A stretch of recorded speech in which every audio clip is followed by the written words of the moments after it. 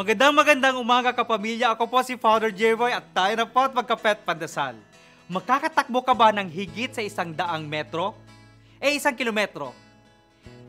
Kung 5,000 kilometro. Palagay ko marami tayong magsasabing, hindi ko kaya, mahirap yan. At itatanong natin sa ating sarili kung may kakayahan ba tayong gawin ito. Dahil kakatapos pa lang ng Olympics 2012 sa London, pupulot tayo ng aral sa mga manlalaro tulad ni Meseret Defar ng Ethiopia na nanalo sa 5,000 meter race. Bago pa man tumakbo ang atleta, inalay ni Meseret ang gagawin niya sa Diyos at inilabas niya ang larawan ng Madonna and Child nung nakarating siya sa finish line.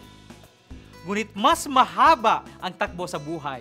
Madalas hindi natin nakikita ang kasukdul-sukdulan ng ating buhay.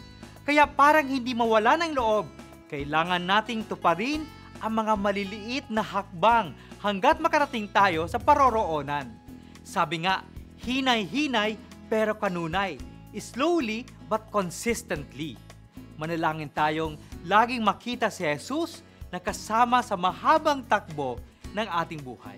Magandang umaga po.